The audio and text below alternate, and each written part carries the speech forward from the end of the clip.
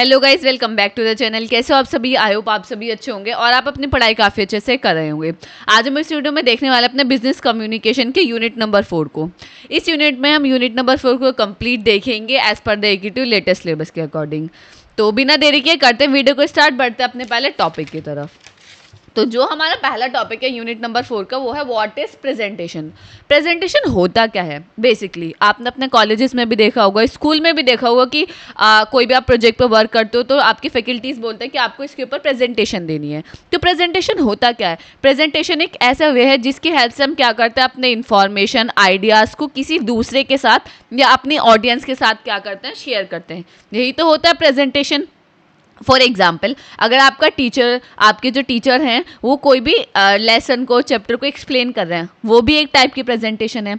अगर कोई भी स्टूडेंट अपने प्रोजेक्ट के बारे में एक्सप्लेन कर रहा है अपनी फैकल्टीज़ को या स्टूडेंट के बीच में, तो वो भी प्रेजेंटेशन है। क्लियर है? आई होप आपको समझ आ गया होगा कि प्रेजेंटेशन आपका होता क्या है। वही इसके अंदर लिखा हुआ है, a presentation is a way of sharing information, ideas और message with an audience in a clear and organise way.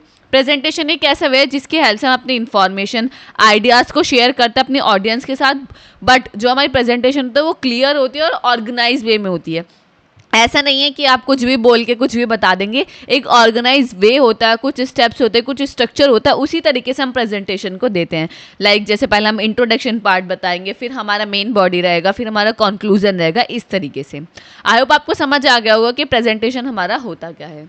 Next है purpose of a presentation. Presentation का बेसिकली पर्पस क्या होता है? पहला तो इन्फॉर्मेशन को डिलीवर करना सबसे मेन पर्पस होता है। Next to convince. अगर कोई भी आपका प्रोडक्ट है, आपको लॉन्च करना, तो उसके लिए आप जगह जगह जाकर लोगों को बताते हो, लोगों को समझाते हो। अगर कोई कॉलेज से रिलेटेड प्रोडक्ट आपने लॉन्च किया तो आप कॉलेजेस में जाकर उससे रिलेटेड प्रेजेंटेशन देते हो। तो कन्विंस करना और मोटिवेट करना, तो ये मल्टीपल पर्पस होते हैं किसी भी प्रेजेंटेशन के। नेक्स्ट टॉपिक है आपका प्रिंसिपल ऑफ इफेक्टिव प्रेजेंटेशन। कोई भी इफेक्टिव प्रेजेंटेशन के हमारे कौन कौन से प्रिंसिपल होते हैं? सबसे पहला है क्लियरिटी ऑफ पर्पस। सबसे पहला आपका जो पर्पस होता है उस प्रेजेंटेशन के देने का पर्पस क्या है, वो क्लियर होना चाहिए कि भाई हमें इस प्रेजेंटेशन के थ्रू ये करना है। हमारी जो ऑडियंस है, हम उसके बीच में प्रेजेंटेशन दे रहे हैं, तो हमारा टारगेट ये है इन्फॉर्मेशन प्रोवाइड करना, कन्विंस करना, उनको मोटिवेट करना। ठीक है, हमारा क्लियरिटी होनी चाहिए अपने पर्पस से regarding. Before you prepare slide और speak, know why you are giving the presentation. आपको पता होना चाहिए देने से पहले या प्रेजेंटेशन प्रिपेयर करने से पहले कि आप प्रेजेंटेशन को मतलब क्यों प्रिपेयर कर रहे हैं, आपका मोटिव क्या है, आप क्यों देने जा रहे हैं presentation. A clear purpose keep your focus and prevent confusion. भाई अगर आपका जो पर्पस है वो क्लियर रहेगा तो आप फोकस कर पाओगे अपने मेन टॉपिक पर। आपको कन्फ्यूजन नहीं होगी कि मुझे वहाँ जाके क्या क्या बोलना है। वेल प्रिपेयर्ड आप पहले ही रहेंगे। तो क्लियरिटी ऑफ पर्पस आपका पहला प्रिंसिपल होता है किसी भी इफेक्टिव प्रेजेंटेशन का। नेक्स्ट है नो योर ऑडियंस। जब भी आप प्रेजेंटेशन देने जाते हैं तो मल्टीपल जगह मल्टीपल ऑडियंस रहती है, लाइक प्रोफेसर्स हो गए, स्टूडेंट हो गए, तो हर किसी का अपने अकॉर्डिंग आप इंटरेस्ट रहता है। अगर आप स्टूडेंट को देने जा रहे हैं प्रेजेंटेशन तो वहाँ आपको एक अलग पूरा ऑर्गेनाइज करना पड़ेगा, अलग वे रहेगा। प्रोफेसर्स के पास जा रहे हैं प्रेजेंटेशन के लिए, वहाँ एक अलग रहेगा। तो सबसे पहले नेक्स्ट आपका स्टेप क्या होता है कि आपको अपनी ऑडियंस को जानना है कि मेरी ऑडियंस कैसी है जहाँ मैं प्रेजेंटेशन देने जा रहा हूँ या जा रही हूँ। Understand their level of knowledge and needs. आपको पता है जब आपको ऑडियंस पता चल जाएगी तो आपको पता चल जाएगा उनकी नॉलेज और उनकी नीड्स कितनी है। प्रोफेसर्स की नॉलेज बहुत ज़्यादा हो गया एज़ कम्पेयर टू कॉलेज और स्टूडेंट। क्लियर है? तो सेकेंड प्रिंसिपल आपका ये होता है। थर्ड प्रिंसिपल क्या है? Simple and structure content. जो भी आप कंटेंट उसके अंदर डाल रहे हैं वो सिंपल होना चाहिए और वेल स्ट्रक्चर होना चाहिए। सिंपल का मतलब क्या है? आप ऐसे कोई जार्गन से इतने बड़े बड़े वर्ड्स का यूज़ नहीं करें जो लोगों को समझने में, अंडरस्टैंड करने में प्रॉब्लम हो, वो चीज़ नहीं होनी चाहिए। और स्ट्रक्चर का मतलब क्या है कि वेल स्ट्रक्चर होना चाहिए। पहले अगर किसी हम प्रॉब्लम के बारे में बता रहे हैं तो पहले हम प्रॉब्लम बताएंगे, उससे रिलेटेड सॉल्यूशन बताएंगे, फिर उसका कंक्लूजन बताएंगे, फिर फ्यूचर स्कोप बताएंगे। तो पूरा एक स्ट्रक्चर होना चाहिए कि हाँ हमें इन चीज़ों को इस तरीके से हमें बताना है, ताकि अगर आप ऑर्गेनाइज रहोगे तो आपका जो कंटेंट है वो इजीली डिलीवर होगा, इजीली अंडरस्टैंडेबल होगा। क्लियर है? नेक्स्ट है इंगेजिंग डिलीवरी। इंगेजिंग डिलीवरी आपका बोलना, आपका बॉडी जेस्चर, पोस्चर, आपकी टोन, वो सब चीज़ें कि आप कितना इंगेजिंग डिलीवर कर पा रहे हो अपने प्रेजेंटेशन को किसी के सामने। अगर आप एनर्जेटिक नहीं रहोगे तो क्या यार, कोई नहीं सुनेगा। आप जब भी बोलें आप तो आपका कॉन्फिडेंस लेवल हाई होना चाहिए और एनर्जी आपकी अच्छी खासी होनी चाहिए, ताकि आपकी जो ऑडियंस है वो आपसे इंटरेक्ट कर पाए। क्लियर है? नेक्स्ट है आपका नेक्स्ट प्रिंसिपल आपका विजुअल एड्स। विजुअल एड्स यानी graph, pictures, maps, images, diagram, इन सब का यूज़ करें। क्योंकि आप कितना भी थ्योरेटिकल पैराग्राफ लिख दें, बट जहाँ विजुअल एड्स आप ऐड करेंगे, इमेजेस वगैरह, वो बहुत ज़्यादा इंटरेक्टिव रहता है, वहाँ आपकी कनेक्टिविटी बहुत ज़्यादा रहेगी और वो सबसे अच्छा वे रहता है। तो इसलिए बोलते हैं कि जब भी आप प्रेजेंटेशन दें उसके अंदर विजुअल एड्स का ज़रूर यूज़ करें, डायग्राम का, मैप का, इन सब का बहुत ज़्यादा यूज़ करें ताकि ईजिली अंडरस्टैंडेबल हो और वो अच्छा रहे। क्लियर है? An effective presentation is clear, simple, engaging. एक इफेक्टिव प्रेजेंटेशन कैसी रहेगी? क्लियर रहेगी, सिंपल रहेगी और इंगेजिंग रहेगी। It balance good content with confidence delivery. उसके अंदर गुड कंटेंट भी रहेगा और जो आप डिलीवर करोगे वो भी कॉन्फिडेंटली आप उसको डिलीवर कर पाओगे अपनी ऑडियंस के सामने। क्लियर है? ये 5 प्रिंसिपल हैं किसी भी इफेक्टिव प्रेजेंटेशन के। आई होप आपको समझ आ गया होगा। बढ़ते अपने नेक्स्ट टॉपिक की तरफ, जो कि है मेकिंग एन इफेक्टिव प्रेजेंटेशन, कि किसी भी प्रेजेंटेशन को हम किस तरीके से इफेक्टिव बना सकते हैं। तो इसमें इसके अंदर क्या लिखा हुआ है? An effective presentation means giving and talk और showing information in a way that your audience can easily understand, remember and enjoy. Effective presentation का मतलब क्या है? कि जब भी आप अपनी इन्फॉर्मेशन को डिलीवर कर रहे हैं वो कैसी रहे? ईजी टू अंडरस्टैंड रहे, याद रहे और उनके इंजॉय करें। कुछ चीज़ ऐसी होती है कि भाई हमें कुछ लोग इतना इंटरेस्टिंग बात बताते हैं कि हम याद नहीं करना चाहते, बट वो ऑटोमेटिकली हमें याद हो जाती है। तो उस टाइप की आपको प्रेजेंटेशन देनी है ताकि लोग कनेक्टिव रहें और भाई उनको अच्छा लगे, जो आपका मोटिव है प्रेजेंटेशन का वो आपके सक्सेसफुल रहे। क्लियर है? अब इसके अंदर सेवरल स्टेप्स आते हैं, वो देख लेते हैं। Follow these steps. इसके अंदर क्या क्या स्टेप्स होते हैं? सबसे पहला होता है प्लान बिफोर यू स्टार्ट। वही सेम चीज़ें हैं जो अभी हमने प्रिंसिपल पढ़ी, वही है कि जब भी आप स्टार्ट करो उससे पहले प्रॉपर आप प्लान बनाएं। कौन कौन सा डेटा आपको इसके अंदर डालना है, आपकी ऑडियंस किस तरीके की है, आपका उस प्रेजेंटेशन से रिलेटेड क्या पर्पस है। क्लियर है? अनवांटेड डेटा अगर आप लोगे तो भाई आपकी प्रेजेंटेशन की जो लेंथ है वही बढ़ेगी और तो कुछ होगा नहीं। ठीक है? Organise your content. देन आपका जो कंटेंट है आप उसको ऑर्गेनाइज करो कि पहले हम इंट्रोडक्शन पार्ट देंगे, देन हमारी मेन बॉडी रहेगी, देन हमारा कंक्लूजन रहेगा, इस तरीके से। Next, design good visuals. वही पिक्चर्स, चार्ट, मैप्स, डायग्राम, इन सब का यूज़ करें ताकि वो इंटरेक्टिव रहे। शॉर्ट बुलेट पॉइंट्स का यूज़ करें जिसकी हेल्प से वो इजीली उसको याद कर पाए। नेक्स्ट है engage the audience. Small small questions पूछें जो आप बता रहे हैं कि अरे यार अब आप मुझे बताओ इसमें क्या हो सकता है, ताकि वो वन वे कम्युनिकेशन रहे, टू वे कम्युनिकेशन रहे। रियल वर्ल्ड एग्जांपल्स बताओ, आपने कुछ स्ट्रगल किया हो, आपको कुछ अचीवमेंट हुई, अपनी रियल लाइफ स्टोरी शेयर करो ताकि लोग सुनने के लिए आपको उन्हें लगे कि हाँ भाई ये जो बता रहे हैं, जो प्रेजेंटेशन दे रहे हैं, इससे मैं कुछ इन्फॉर्मेशन को गैदर कर सकते हैं। क्लियर है? Manage time. ऐसा नहीं प्रेजेंटेशन आप 2 घंटे तक दिए जा रहे हैं, कोई इतना नहीं रहता कितना भी आप अच्छा प्रेजेंटेशन दे कि कोई 2 घंटे नहीं आपको सुन सकता। क्लियर है? तो आपको क्या रखना है? ज़्यादा लॉन्ग नहीं रखना है, कंसाइज रखना है, शॉर्ट भी नहीं रखना कि 15-20 मिनट। मिनिमम टाइम रखना है कि लाइक मीडियम टाइम रखना है कि आप अपना कंटेंट भी डिलीवर कर पाएँ, बहुत ज़्यादा टाइम भी ना रहे और इंटरेक्टिव भी रहे। क्लियर है? ये कुछ स्टेप्स हैं जिसकी हेल्प से हम अपनी प्रेजेंटेशन को इफेक्टिव बना सकते हैं। आई होप आपको समझ आ गया होगा। बढ़ते अपने नेक्स्ट टॉपिक की तरफ, जो कि है हमारा what is listening skills. Listening skills यानी सुनने की क्षमता। हिंदी में बोलते हैं सुनने की क्षमता कितनी है, that is called listening skills. Listening skills का मतलब क्या है कि अगर कोई भी स्पीकर आपके सामने बोल रहा है, आप उसको कितनी पेशेंसली सुन रहे हो, कितनी उसकी बात को समझ रहे हो, कितनी उसकी बात का रिस्पॉन्ड कर रहे हो, वही आपको बताता है लिसनिंग स्किल्स। क्लियर है? Listening skills means the ability to pay attention, understand and respond properly when someone is speaking। वही है, अगर कोई भी बोल रहा है तो listening skills एक ऐसी ability कि आप उसके लाइक अटेंशन के साथ पेशेंसली उसकी बात को सुनो, अंडरस्टैंड करो और जो वो पूछ रहे हैं स्मॉल क्वेश्चन उसके रिस्पॉन्ड करो। यही आपकी क्या है? Listening skills. आई होप आपको क्लियर होगा। It is not just about hearing words but about really understanding the meaning and feeling behind those words. अब लिसनिंग स्किल्स लोग ये समझते हैं कि भाई सुनने की क्षमता, कि हम कितना ज़्यादा सुन पा रहे हैं, ये नहीं होता। लिसनिंग स्किल्स का मतलब ये है कि अगर कोई बोल रहा है, आप सुन तो रहे हो, साथ ही साथ उसकी बातों को समझ रहे हो, उसकी फीलिंग्स को समझ रहे हो, उसके वर्ड्स की मीनिंग को समझ रहे हो, वो कहलाता है हमारा लिसनिंग स्किल। ये नहीं कि आप कितनी देर सुन रहे हो तो आपके लिसनिंग स्किल्स बहुत अच्छे हैं, नो। लिसनिंग स्किल्स का मतलब ही यही है कितना अंडरस्टैंड कर रहे हो आप उनके वर्ड्स को, फीलिंग्स को। क्लियर है? आई होप आपको समझ आ गया होगा। अब इसके अंदर भी कुछ हमारे स्टेप्स आते हैं। सबसे पहला, पे full attention.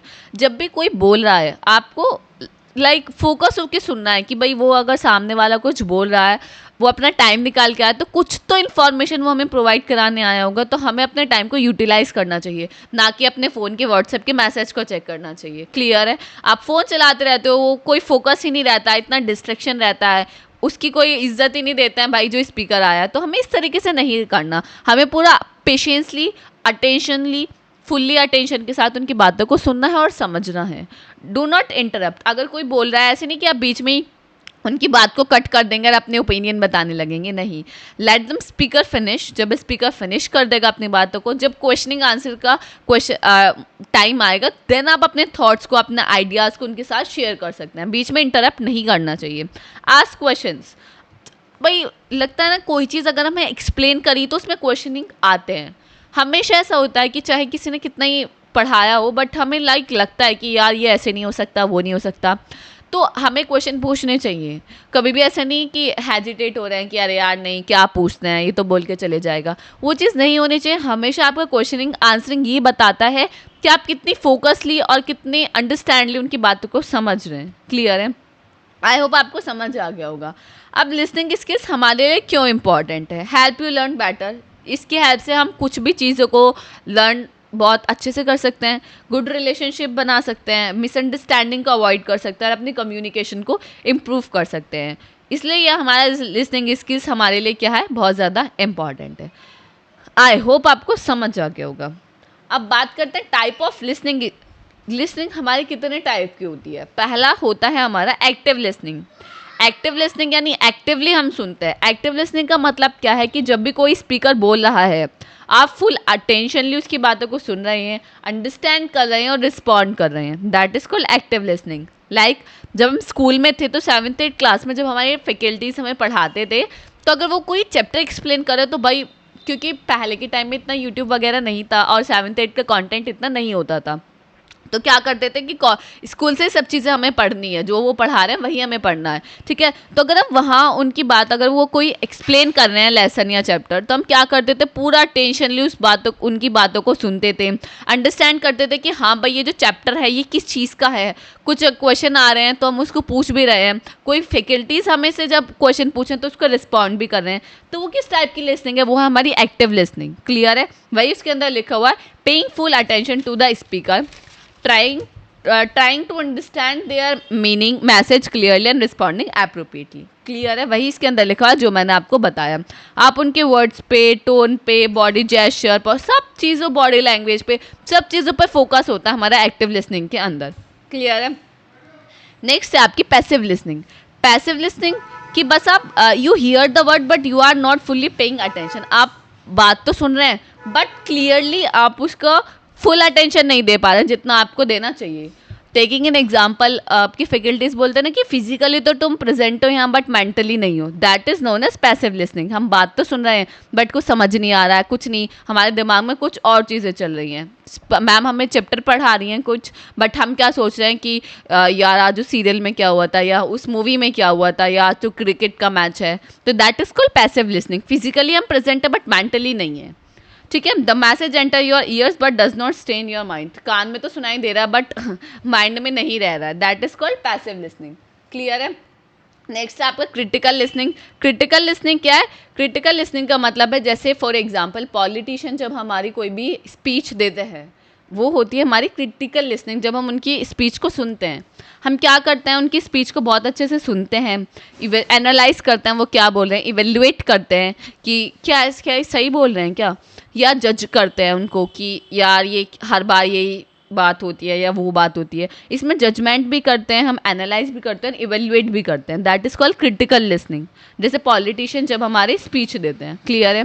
Here you do not just listening, you also analyse, evaluate and जज द मैसेज। आप ऐसा नहीं है कि बस सुन रहे हैं, आप एनालाइज भी करते हैं, इवेल्युएट भी करते हैं और उनके मैसेज को जो वो बोल रहे हैं उनको जज भी करते हैं, क्लियर है। नेक्स्ट आता है आपका एम्पैथेटिक लिसनिंग। एम्पैथेटिक लिसनिंग क्या है? Listening with the goal of understanding the speaker emotions, feeling and point of view. इस टाइम जो आपका स्पीकर जो बोल रहा है आप उसके पॉइंट ऑफ व्यू को समझते हो, उसकी फीलिंग्स को समझते हो और उसके इमोशंस को समझते हो। बहुत अच्छे एग्जाम्पल है कि अगर आपको कोई भी फ्रेंड सैड होते हैं या वो किसी प्रॉब्लम में होते हैं तो वो आपके पास शेयर करता है इन्फॉर्मेशन, यार मेरे साथ तो ऐसा हो गया या मैं तो बहुत ज़्यादा परेशान हूँ। तो उस टाइम आप क्या करते हो? सोचो आप क्या करते हो? अपने फ्रेंड की बातों को सुनते हो केयरफुल्ली, बहुत पेशेंसफुली सुनते हो, आप उसके इमोशंस को समझते हो कि यार इसके साथ तो बहुत ज़्यादा गलत हुआ, फिर आप उसको एडवाइस भी देते हो कि नहीं यार तू ऐसे कर तो ये सही हो जाएगा। That is called empathetic listening, clear है? आई होप आपको समझ आ गया होगा। बट अपने नेक्स्ट टॉपिक की तरफ जो कि है हमारा group discussion. Basically group discussion क्या होता है? ग्रुप डिस्कशन तो as the name suggest simple है। ग्रुप डिस्कशन क्या होता है? जब हमारा 6 से 10 मेंबर एक साथ बैठते हैं, किसी टॉपिक पे बात करते हैं, किसी प्रॉब्लम को सॉल्व करते हैं, वहाँ हम क्या करते हैं? अपने आइडियाज़, अपने ओपिनियंस एक दूसरे के साथ शेयर करते हैं। That is called group discussion. A group discussion is a conversation where a small group of people talk about a topic, share ideas and exchange opinion. Group discussion एक क्या होती है? कन्वर्सेशन होती है जो स्मॉल ग्रुप के बीच में होती है, जहाँ हम किसी टॉपिक के ऊपर बात करते हैं, इन्फॉर्मेशन को शेयर करते हैं और अपने ओपिनियन को एक्सचेंज करते हैं, क्लियर है। Important skills in group discussion. ऐसे कौन कौन से इंपॉर्टेंट स्किल्स होते हैं ग्रुप डिस्कशन में? पहला है गुड कम्युनिकेशन। भाई जब आप बात कर रहे हो तो आप क्लियरली और कॉन्फिडेंटली आपको बात रखना आना चाहिए। लिसनिंग स्किल्स होने चाहिए भाई कि सुनना आना चाहिए आपको, रिस्पेक्टफुली आप किसी के ओपिनियन को सुने, कोई इंटरप्ट ना करे और सुनना ही नहीं उस चीज़ को अंडरस्टैंड भी करें। टीम स्पिरिट होने चाहिए क्योंकि ग्रुप के अंदर अगर आप बात कर रहे हो तो आपको दूसरों के साथ वर्क करना आना चाहिए, दूसरे की बातों को समझना आना चाहिए, क्लियर है। लॉजिकल थिंकिंग होनी चाहिए। अगर किसी भी हम प्रोजेक्ट के अंदर कोई भी प्रॉब्लम आ गई तो वहाँ आपको लॉजिकल थिंकिंग आनी चाहिए कि भाई हाँ ये चीज़ इसलिए है, तो रेलेवेंट पॉइंट आपके पास होना चाहिए कि अगर ये चीज़ हम इस वजह से कर रहे हैं तो हम इसके पीछे का रीज़न ये है। आई होप आपको समझ आ गया होगा कि हमारे कौन कौन से इंपॉर्टेंट स्किल्स हैं ग्रुप डिस्कशन के अंदर। समझ आ गया? बढ़ते अपने नेक्स्ट टॉपिक की तरफ जो कि आपका interview preparation. Basically interview preparation क्या होती है? अगर हम किसी भी जॉब के लिए अप्लाई करते हैं तो वहाँ सबसे पहले आता है कि आपको इंटरव्यू देना है, तो उसके लिए आप कुछ प्रिपरेशन करते हैं? नहीं करते, ऐसे ही चले जाते हैं? भाई ऐसे चले जाते हैं तो वो ऐसे ही वापस भेज देते हैं। हाँ, अगर आप प्रिपरेशन करके जाओगे तो थोड़ा बहुत आप कुछ राउंड्स तक पहुँचते भी हैं, बहुत अच्छे लोग क्लियर भी करते हैं। तो इंटरव्यू प्रिपरेशन है क्या? इंटरव्यू है क्या पहले वो देख लेते हैं। An interview is a formal meeting where an employ ask question to the check if a candidate is suitable for a job और not. Good preparation increase your chance of success. Basically interview क्या आता है? Interview में एक interviewer होता है, एक इंटरव्यूवी होता है। वो आपसे क्या करता है? क्वेश्चनिंग करता है। वो ये चेक करता है कि आप इस जॉब के लिए सुटेबल हैं या नहीं है। अगर आप क्वेश्चन का सही आंसर देते हैं तो सुटेबल आपकी जॉब लग जाती है, अदरवाइज वो नहीं लगती है, वो भेज देते हैं कि कभी और आइएगा, नेक्स्ट टाइम ट्राई कीजिएगा, क्लियर है। अगर आपकी इंटरव्यू प्रिपरेशन अच्छी होगी तो जो आपका सक्सेस रेट है वो बढ़ जाएगा, वहाँ आपके सक्सेस होने के चांसेस बढ़ जाएंगे, क्लियर है। अब उसके लिए कौन कौन सी प्रिपरेशन होती हैं? पहले स्टेप्स आपका रिसर्च द कंपनी। आप जिस भी कंपनी के अंदर इंटरव्यू देने जा रहे हैं सबसे पहले आपको उस कंपनी के बारे में पता होना चाहिए। भाई कंपनी करती क्या है, हमें क्यों अप्लाई कर रहा हूँ, कंपनी है कहाँ, लोकेशन क्या है, वो सब चीज़ें आपको पता होनी चाहिए। आप देखते भी हैं कि कॉलेज वगैरह में जब प्लेसमेंट होता है सबसे पहले वो जॉब डिस्क्रिप्शन भेज देते हैं। वो यही बोलते हैं कि भाई जो आपकी कंपनी है उसका जेडी पढ़ो ताकि आपको पता चल जाए कंपनी है क्या, उसके बारे में रिसर्च करो, गूगल करो, देखो कि भाई ये कंपनी करती क्या है, कितने साल हो गए इसके इस्टेब्लिश हुए, शायद वही क्वेश्चन आपसे पूछ ले। सबसे पहले रिसर्च द कंपनी, वही इसके अंदर लिखा हुआ learn about the company you are applying to, check their website, उनकी वेबसाइट को चेक करो, वो ये देखो कि वो क्या करते हैं, क्या प्रोडक्ट बनाते हैं, क्या सर्विसेज हैं, क्या उनकी वैल्यूज़ हैं, ठीक है। नेक्स्ट है अंडरस्टैंड द जॉब। अब आप किस चीज़ के लिए आपने अप्लाई किया, जॉब रोल आपको पता होना चाहिए। आपको जेडी पूरा केयरफुली पढ़ना है ताकि आपको ये पता चल जाए कि भाई उनके जो स्किल्स हैं वो क्या क्या रिक्वायर्ड स्किल्स हैं, क्या वो मेरे पास हैं या नहीं है, ठीक है। प्रैक्टिस कॉमन क्वेश्चन, सबसे कॉमन क्वेश्चन आता है, आप यूट्यूब पे कभी भी देखोगे कि इंटरव्यू प्रिपरेशन के लिए सबसे कॉमन क्वेश्चन क्या होता है कि tell me something about yourself, what are your strength and weaknesses, why you choose this job instead of other job. यही सब कॉमन क्वेश्चन हैं, तो आपको उनकी प्रैक्टिस होनी चाहिए। सबसे पहला क्वेश्चन तो यही होता है, tell me something about yourself. तो आपको ये वेल प्रिपेयर्ड होना चाहिए कि मुझे क्या बताना है, किस तरीके से बताना है और क्या क्या चीज़ें मुझे इसके अंदर इंक्लूड करनी है। ठीक है। Dress and act professionally. अब ऐसा नहीं है कि आप जॉब के लिए जा रहे हो और आप तैयार होकर चले गए जैसे आप शादी में जा रहे हो, वो चीज़ नहीं होनी चाहिए। आपको ड्रेसअप होकर जाना है, प्रोफेशनली क्लोथ्स पहनने हैं। ठीक है। ऐसा नहीं कि लाइक आप लहंगा पहन कर जा रहे हो वहाँ। ठीक है, ये चीज़ नहीं होनी चाहिए। आपके प्रोफेशनल, आपके कपड़ों से बहुत चीज़ें, ड्रेसअप आपका जो बहुत मेन रोल प्ले करता है। क्लियर है। Bring what you need have.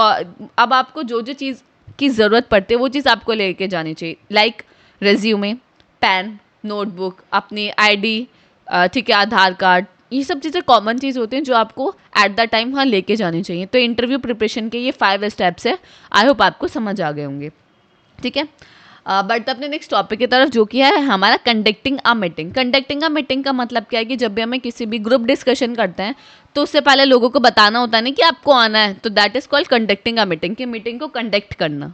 Conducting a meeting is about leading a group discussion to share information, make decision और सॉल्व द प्रॉब्लम। जब भी हमें किसी डिसीजन लेना होता है, किसी भी प्रॉब्लम को सॉल्व करना होता है, तो हमें क्या चाहिए कि पीपल चाहिए जिनके साथ हम वो चीज़ डिस्कस कर सकें। तो उनके लिए हम मीटिंग अरेंज करते हैं, तो उसी को हम बोलते हैं conducting a meeting. Here how to do. अब देख लेते हैं कि किस तरीके से करते हैं। सबसे पहला हमारा होता है प्लान द मीटिंग। सबसे पहले आपको पर्पस पता होना चाहिए कि भाई जो हम मीटिंग कर रहे हैं उसका पर्पस क्या है। हमें लाइक अपडेट करनी है टीम, या हमें कोई भी नए आइडिया पे वर्क करना है, कोई न्यू प्रोडक्ट लॉन्च करना है, या कुछ नए रूल अप्लाई करना है। तो सबसे पहले मीटिंग से पहले आपको प्रॉपर प्लानिंग होनी चाहिए कि हम ये मीटिंग क्यों कर रहे हैं। Invite the right people.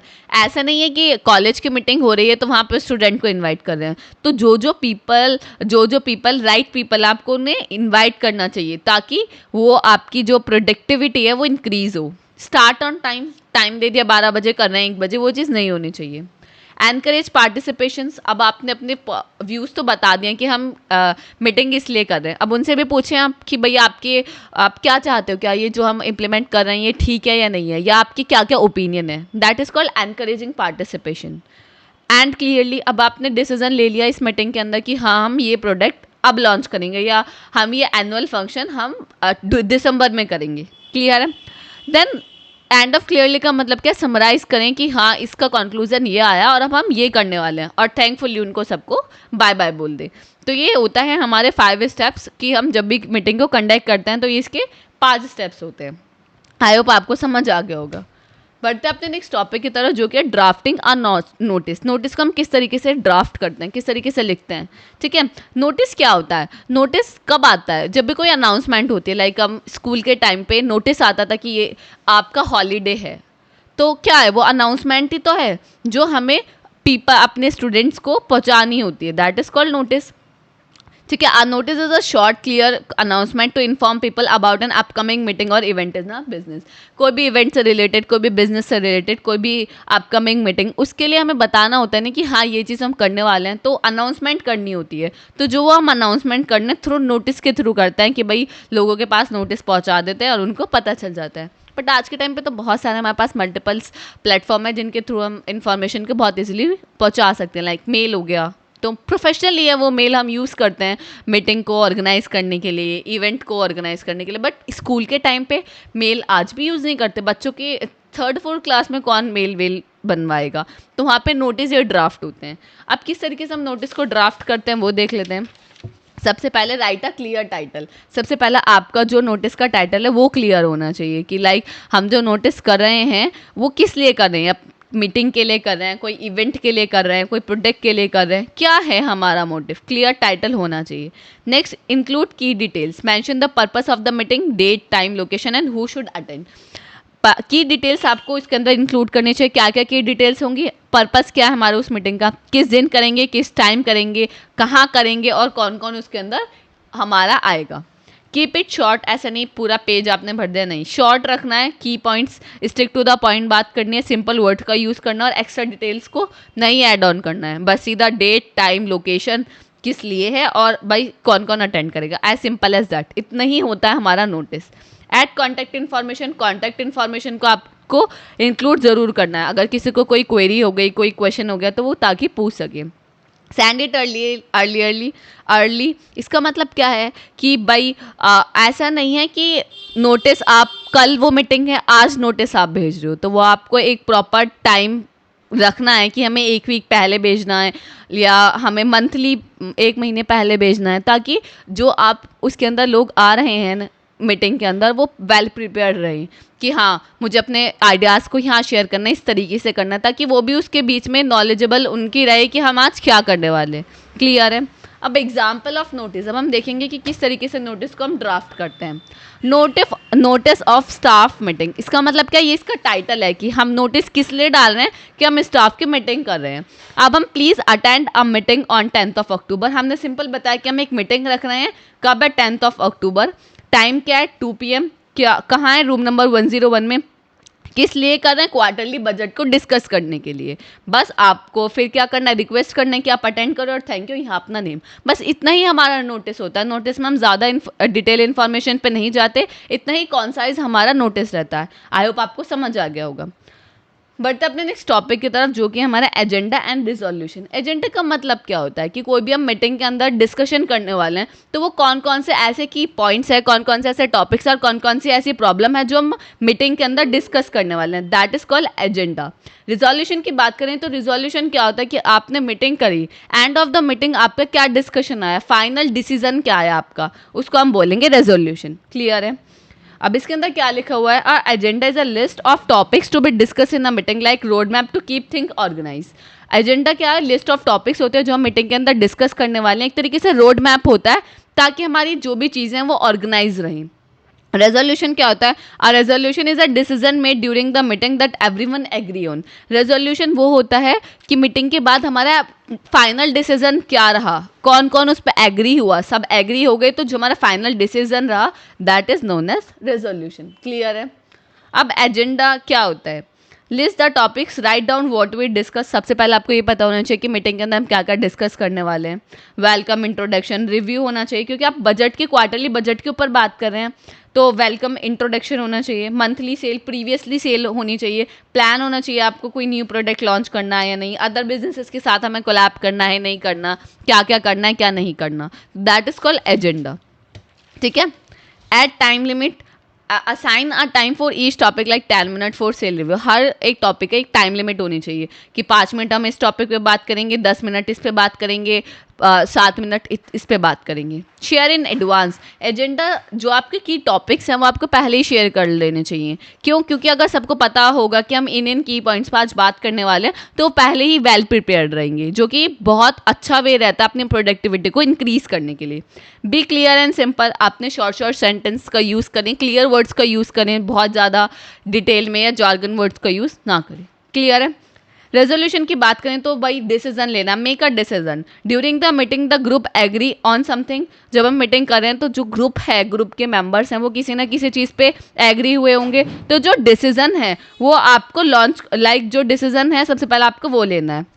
Then write it clearly after the meeting, record the decision in a formal way. जो हमारा डिसीजन हुआ है वो आपको, जो रेस्ट ऑफ द मेंबर्स हैं, आपको उन तक वो पहुंचाना है कि भाई हमने इस मीटिंग में ये डिसीजन लिया है, तो वो आपको फॉर्मल वे में करना है, लाइक नोटिस से, जीमेल के थ्रू आपको बताना है सबको, ताकि सब अवेयर रहें कि भाई हम जो कैंपेन करने वाले हैं हमारा इतना बजट है।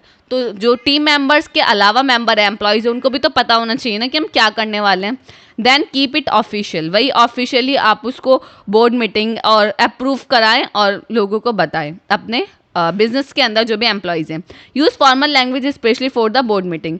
इसका मतलब क्या है कि फॉर्मल लैंग्वेज का यूज़ करें, not approve it. Who approve it, कि किस किसने, लाइक मीटिंग के अंदर 6 लोग थे तो उसके अंदर इन्होंने, इन पर्सन ने अप्रूव किया, इन पर्सन ने हमारा रिजेक्ट किया, तो वो सब चीज़ें ऑफिशियली आप रखें। ऐसा नहीं है कि कुछ इन्फॉर्मेशन आप प्रोवाइड करा रहे हैं, कुछ नहीं करा रहे। क्लियर है।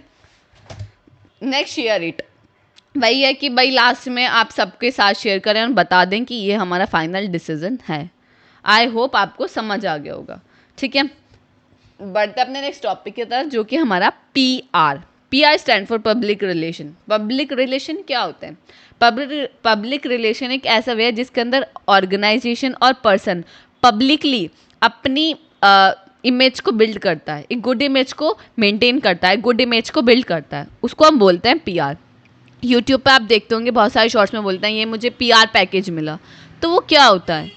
वो प्रोडक्ट बेचते हैं एक ऐसे पर्सन को जो जिससे बहुत सारे लोग जुड़े हुए होते हैं, वो उसके बारे में अच्छे रिव्यू देता है, तो उनकी एक अच्छी इमेज बिल्ड हो जाती है, पब्लिकली लोग उन्हें जानने लग जाते हैं, इसलिए तो वो PR पैकेजेस बेचते हैं।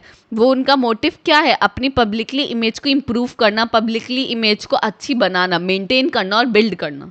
That is called PR। Clear है? PR is about maintaining how a business communication with the people, with the public like customer, media और community। public relation वही है कि आप अपने business के मैनेज कर रहे हैं अपनी इमेज को पब्लिकली, लाइक कस्टमर्स के रिव्यू के अकॉर्डिंग, मीडिया, कम्युनिटी, ये सब। जैसे आप देखते हो कि रिव्यू सेक्शन होता है फ्लिपकार्ट और सब पे, तो वो क्या होता है? वो प्रोडक्ट की PR पब्लिकली इमेज बताता है कि हाँ ये जो प्रोडक्ट है वो कैसा है।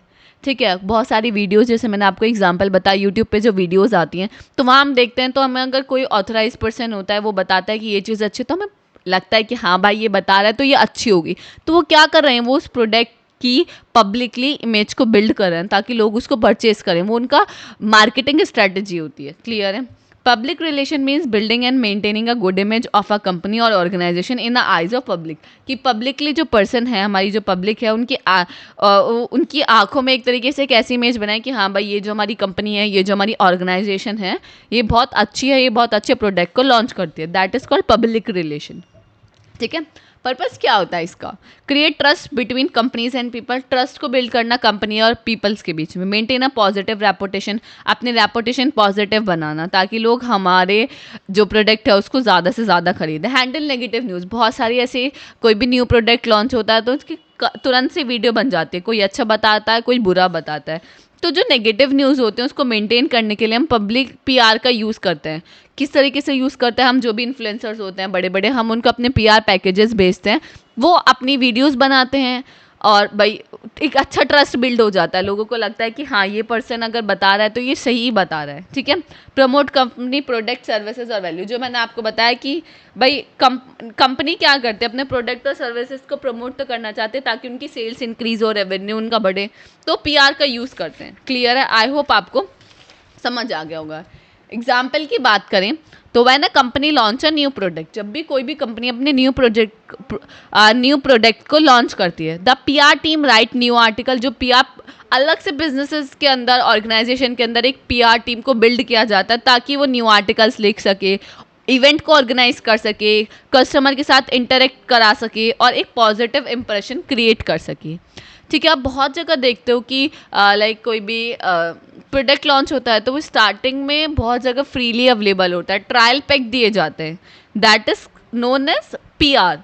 कि आप अपनी मार्केटिंग की स्ट्रेटेजी होती है कि हम क्या करें, इवेंट को ऑर्गेनाइज करें ताकि लोग हमारे प्रोडक्ट के बारे में जानें। हम पैसा लगाते हैं, वो दैट मार्केटिंग की स्ट्रेटेजी है, हम पैसे लगाते हैं, बट उसके पीछे का मोटिव क्या होता है? अपनी पब्लिकली अपनी रेपुटेशन को बिल्ड करना, पॉजिटिव रेपुटेशन को बिल्ड करना। क्लियर है? सबसे ज़्यादा जब भी कोई न्यू प्रोडक्ट लॉन्च होता है सबसे ज़्यादा हम तभी PR पैकेजेस देते हैं, इवेंट ऑर्गेनाइज करते हैं, आर्टिकल्स लिखते हैं। क्लियर है? अब ये किस तरीके से वर्क करता है? Share positive news, PR involve telling people about good things the company is doing. PR में पॉजिटिव न्यूज़ का मतलब क्या है कि इसके अंदर पीपल जिसको हम अपने प्रोडक्ट दे रहे हैं वो हमारे प्रोडक्ट के बारे में गुड थिंग्स, गुड चीज़ें बताता है ताकि कंपनी जो कर रही है वो लोगों को पता चले कि हाँ भाई ये कंपनी इतना अच्छा काम कर रही है। Handle problems, if someone goes wrong like a product issue, PR help explain it honestly and calmly to avoid a bad reputation. PR जो टीम होती है वो प्रॉपरली हैंडल करते हैं, कोई भी अगर प्रॉब्लम आ जाती है वो प्रॉपरली हैंडल करते हैं और कामली उन चीज़ों को बताते हैं कि हाँ ऐसा हो गया तो हाँ आप एक्सचेंज कर लीजिए या रिटर्न पॉलिसी या आप रिफंड कर लीजिए। That is called handle problem. PR properly PR team होती है वो इन सब प्रॉब्लम्स को हैंडल करती है। Use clear communication, message clear communication को आप सबसे ज़्यादा प्रेफर करें, क्योंकि अगर कोई आर्टिकल पढ़ रहा है या कोई भी ब्लॉग पढ़ रहा है या कोई भी आपके इवेंट के ऑर्गेनाइज कर रहे हैं तो कम्युनिकेशन आपके क्लियर होने चाहिए ताकि लोग आपके जो मोटिव है या आप आपका जो इन्फॉर्मेशन है, आइडिया है, उसको अच्छी तरीके से समझ सकें। बिल्ड रिलेशनशिप क्या करता है, ये रिलेशनशिप को बिल्ड करता है between customer and people. Influencer के थ्रू सबसे ज़्यादा ये चीज़ आज के टाइम पे होता है, रिलेशनशिप बिल्ड करना हम ज़्यादातर प्रेफरेंस देते हैं इन्फ्लुएंसर्स को, कि इन्फ्लुएंसर्स के थ्रू बहुत जल्दी हमारी इमेज, पॉजिटिव इमेज बिल्ड होती है। ठीक है, नेक्स्ट है एक्टिविटीज़ इन पीआर। पीआर में हमारी क्या क्या एक्टिविटीज़ इन्वॉल्व होती है? Social media communication, sponsorship and event, customer feedback. ये कुछ एक्टिविटीज़ हैं जो पीआर के अंदर हम क्या करते हैं, इन्वॉल्व होती है। आई होप आपको समझ आ गया होगा। तो यहाँ हमारी यूनिट 4 कंप्लीट होती है as per the AQ2 latest syllabus के अकॉर्डिंग। साथ ही साथ हमने सारे क्वेश्चंस को या सारे टॉपिक्स को कवर किया है। अगर आपको कोई भी डाउट है वो कमेंट सेक्शन में बता सकते हैं। अगर आपको ये वीडियो अच्छी लगी तो लाइक कमेंट शेयर करना बिल्कुल ना भूलें। अगर आपको हमारे नोट्स चाहिए तो डिस्क्रिप्शन में आपको हमारी एप्लीकेशन का लिंक मिलेगा, आप वहाँ से प्ले स्टोर से जाके हमारी एप्लीकेशन को डाउनलोड कर सकते हैं, वहीं आपको सारे नोट्स अवेलेबल होंगे। So thank you so much for watching this video. मिलते हैं किसी अगली वीडियो में।